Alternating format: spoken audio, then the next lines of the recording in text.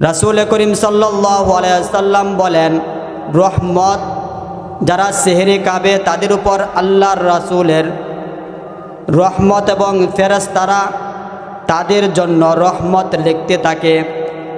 এজন্যই যারা ঘুমিয়ে যায় সেহরি খাওয়ার পর তারা ওই রহমত এবং সওয়াব থেকে তারা বঞ্চিত হয়। এজন্যই শেষ রাতে 2 ঘন্টা আগে দেখবেন এমনভাবে সেহরি খাওয়ার পরে আর নামাজও পড়তে পারে না, কিন্তু ইফতার করে ইফতারের সময় অনেক দেরি হয়ে যায়। মহিলারাও যারা ওয়াজ শুনতেছেন, ইফতার কাজকর্ম করতে করতে তারা কি করে একেবারে 5 মিনিট 10 মিনিট পরে তারা কি করে ইফতার করে। এটাও ঠিক না। সময় মতো ইফতার করা, সব কিছু কাজ সময় মতো করা। এজন্যই আমরা ইফতার, সেহরি এবং সিয়াম সাধনা সব কিছু, কোরআন তেলাওয়াত সব কিছু আমরা একটা মেন্টালের ভিতরে আগের থেকে প্রস্তুতি নিব, যেন এই রমজান মাস আসছে। এই রমজান মাসে যেন আমাদের মধ্যে যে বরকতময় পূর্ণ রাত্রি রয়েছে, সেই শবে কদরের রাত্রি যেন আমাদের ভাগ্যে জুটে। রাসূল করিম সাল্লাল্লাহু আলাইহি সাল্লামকে এই শবে কদর দিয়ে আল্লাহ তাআলা সান্ত্বনা দিয়েছেন। এজন্যই এই মাসটাকে, শবে কদরের মাসটিকে কেন আল্লাহ তাআলা তো বরকতময় পূর্ণ রেখেছেন। আসেন আল্লাহ তাআলা সূরা বাকারার 2 নম্বর পারায় 7 নম্বর পৃষ্ঠায় যে আয়াতটুকু আপনাদের মুখে তেলাওয়াত করেছি, সেটা হলো শাহরু রমাদান আল্লাযী উনজিলা ফীহিল কুরআন। শাহরুন রমাদান আল্লাযী, এই রমজান মাসে আল্লাহ তাআলা কুরআন মাজিদকে নাজিল করেছেন। আলহামদুলিল্লাহ আলহামদুলিল্লাহ আলহামদুলিল্লাহি নাহমাদুহু ওয়া নাস্তাঈনুহু ওয়া নাস্তাগফিরুহু ওয়া নাউযু বিল্লাহি মিন শুরুরি আনফুসিনা ওয়া মিন সাইয়্যাতি আমালিনা মান ইয়াহদিল্লাহু ফালা মুদিল্লা লাহু ওয়া মান ইউদ্লিল্লাহু ফালা হাদিয়া লাহু ওয়া নাশহাদু আন লা ইলাহা ইল্লাল্লাহু ওয়াহদাহু লা শারীকা লাহু ওয়া লা নিদ্দা লাহু ওয়া লা মিথলা লাহু। আম্মা বা'দু ফাআউযু বিল্লাহি মিনাশ শাইতানির রাজীম। বিসমিল্লাহির রহমানির রহিম। শাহরু রমাদান আল্লাযী উনজিলা ফীহিল কুরআন হুদাল লিন্নাস ওয়া বায়িনাতিন মিনাল হুদা ওয়াল ফুরকান। ফামান শাহিদা মিনকুম শাহরান ফালইয়াসুম ওয়া মান কানা মারিদান আও আলা সাফারিন। وقال النبي صلى الله عليه وسلم عن أبي هريرة رضي الله تعالى عنه قال قال رسول الله صلى الله عليه وسلم من قام ليلة القدر من قام ليلة القدر إيمانا واحتسابا غفر له ما تقدم من ذنبه أو كما قال عليه الصلاة والسلام। আলহামদুলিল্লাহ। বরভাগ মধ্যপাড়া বাইতুল আমান জামিয়া মসজিদ যুব সমাজ ও এলাকাবাসীর উদ্যোগে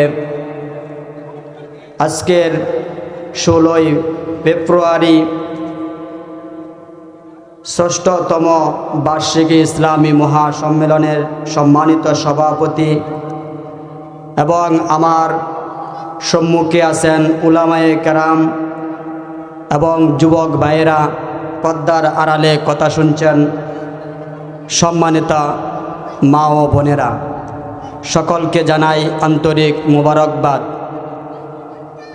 আলহামদুলিল্লাহ, আল্লাহ তাআলার শুকর যে আল্লাহ তাআলা আমাদেরকে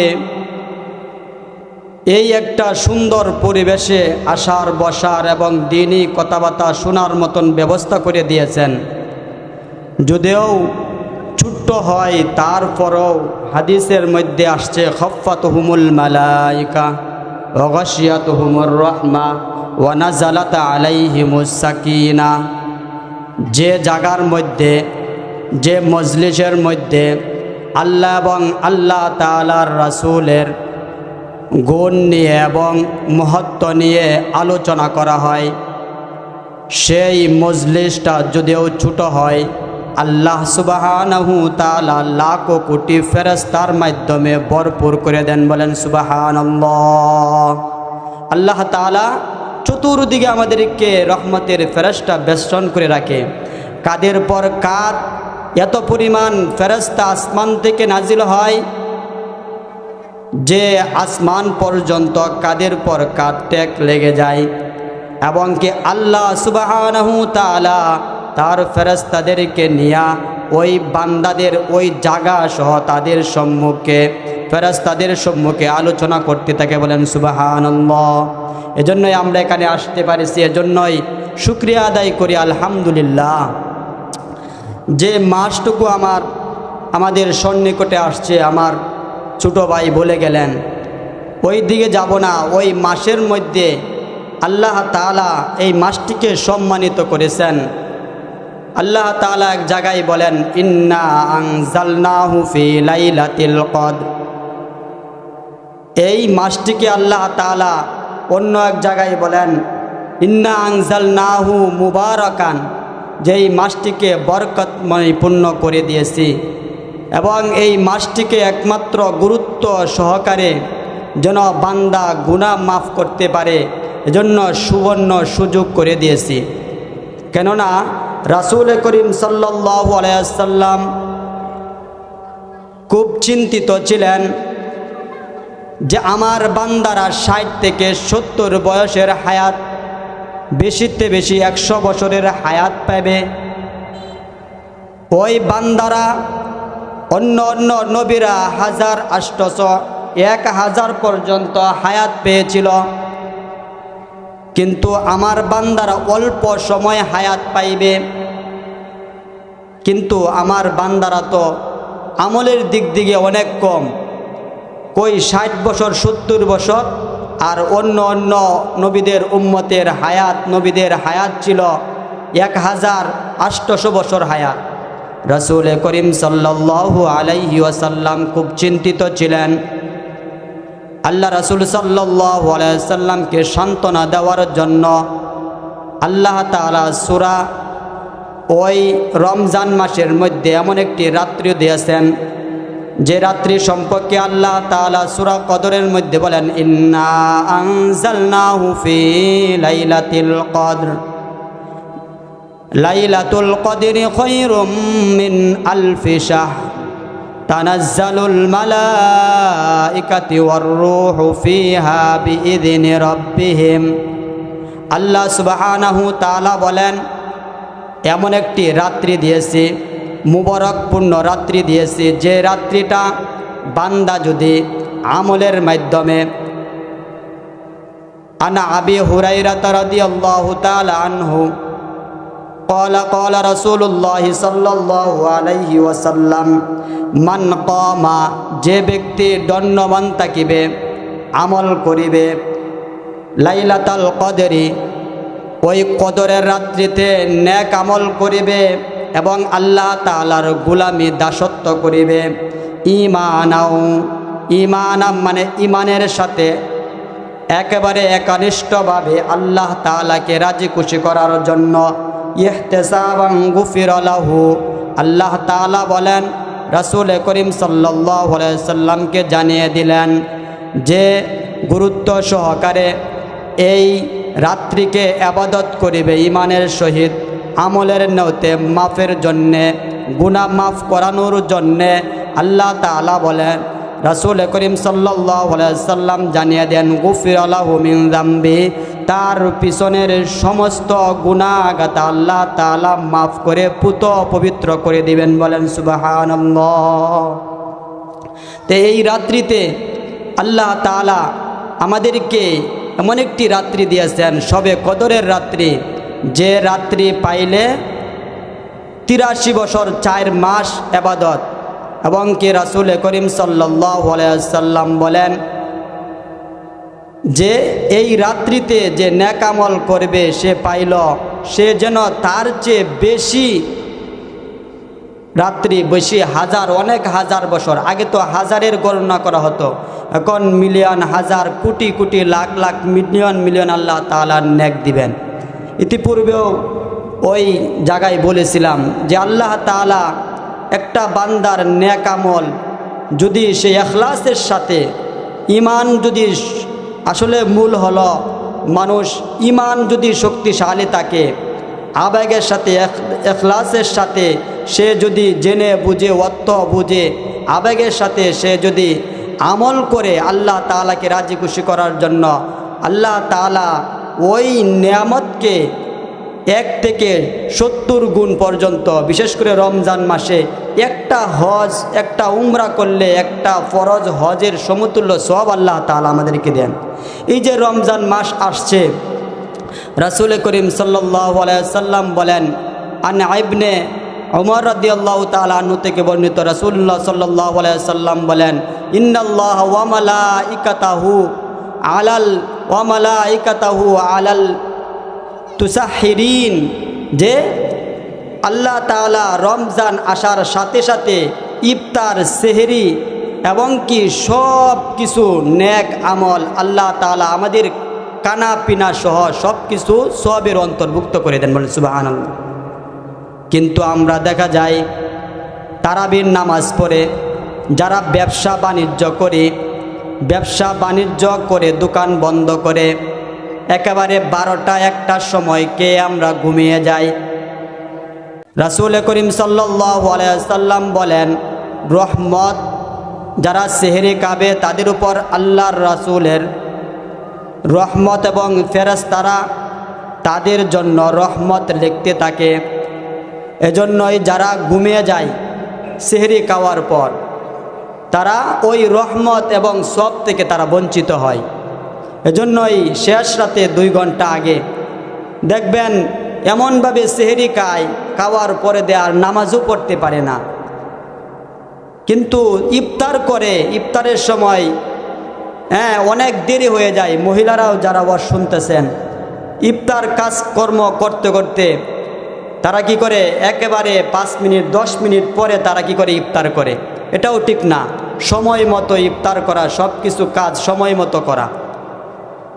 এজন্যই আমরা ইফতার, সেহরি এবং সিয়াম সাধনা সব কিছু, কোরআন তেলাওয়াত সব কিছু আমরা একটা মেন্টালের ভিতরে আগের থেকে প্রস্তুতি নিব, যেন এই রমজান মাস আসছে, এই রমজান মাসে যেন আমাদের মধ্যে যে বরকতময় পূর্ণ রাত্রি রয়েছে, সেই সবে কদরের রাত্রি যেন আমাদের ভাগ্যে জুটে।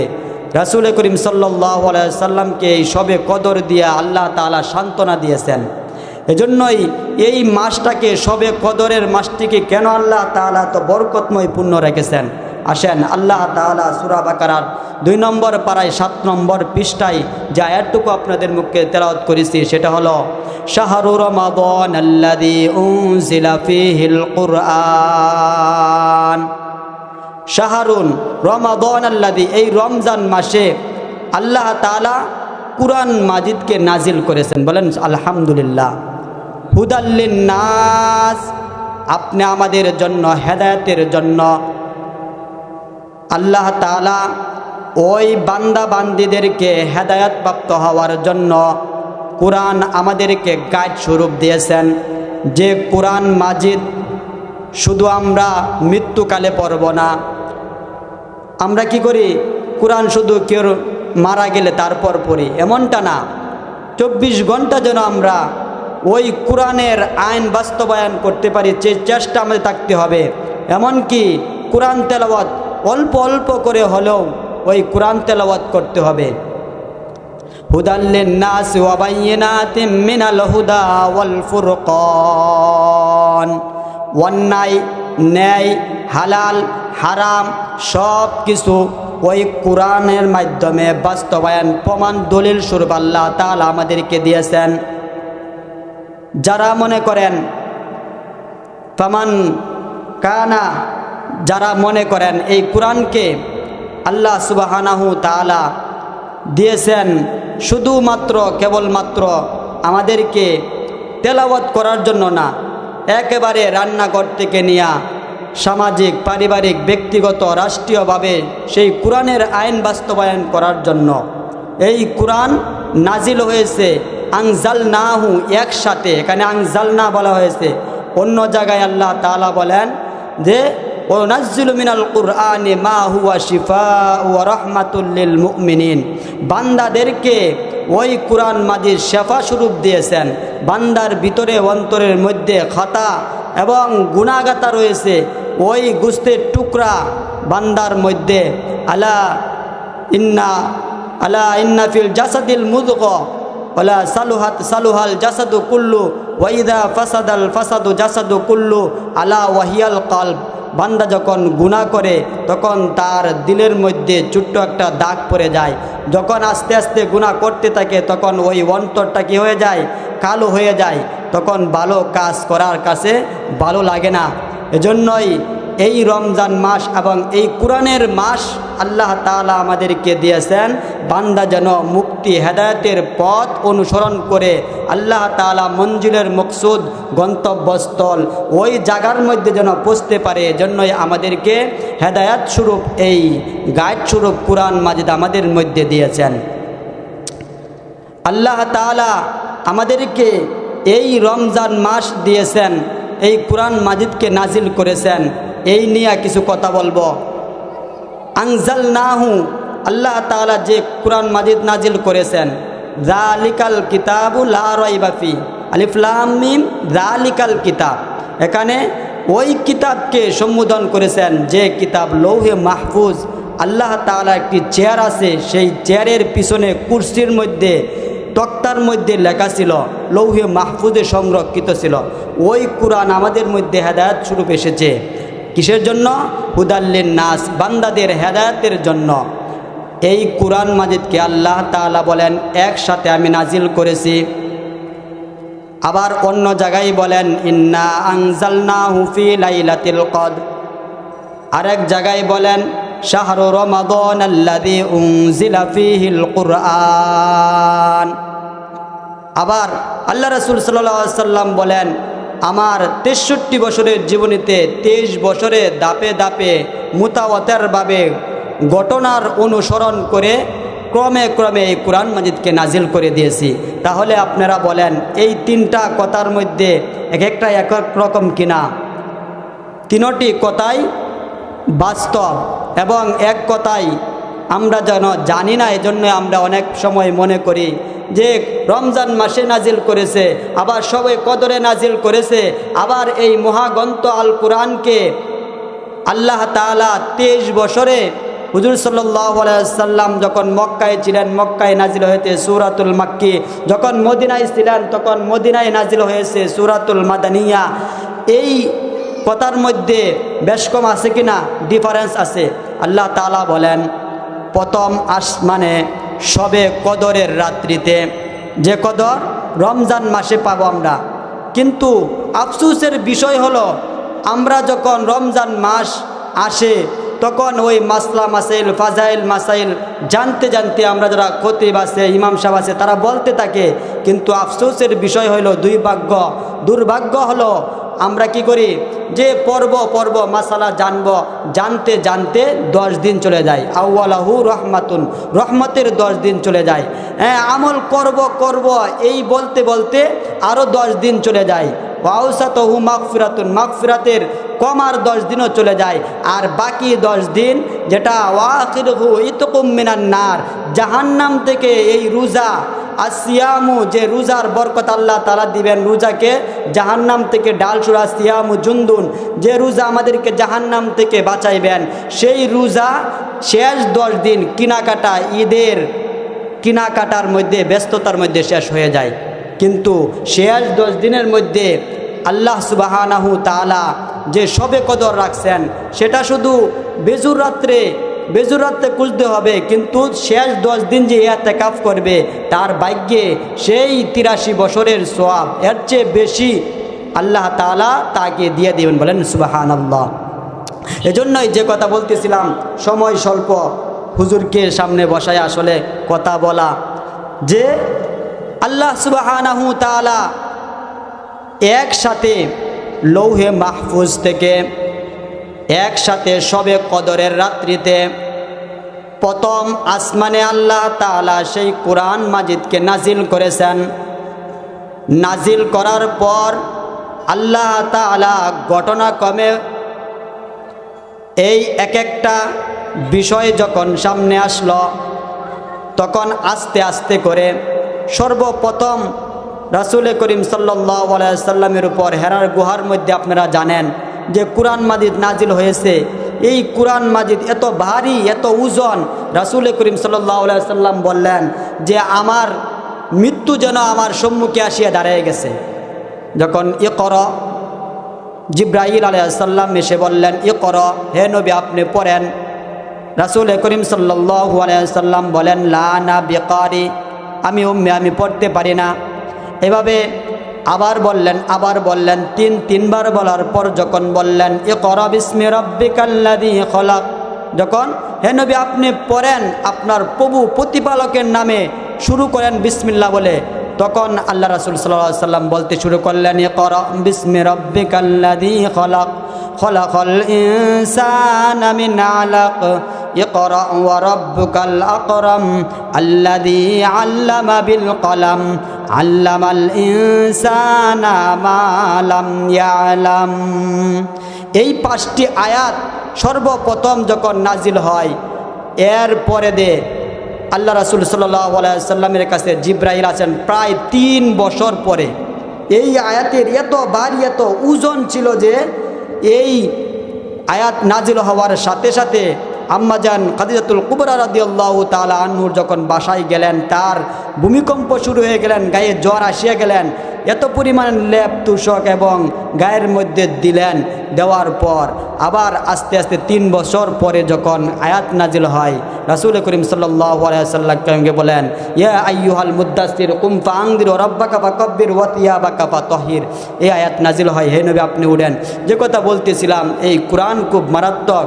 এই কোরআনের আজমত, মোহাব্বত একসাথে আমাদের উপর নাজিল হয়েছে। একমাত্র বিধি বিধান মেনে একেবারে রান্নাঘর থেকে নিয়ে সংসদ ভবন পর্যন্ত যেন এই কোরআনে যেন আইন বাস্তবায়ন করতে পারি, এই কোরআনকে তেলাওয়াত করতে পারি। এই কোরআনের বরকতে রমজানকে বরকতময় পূর্ণ করে দিয়েছেন।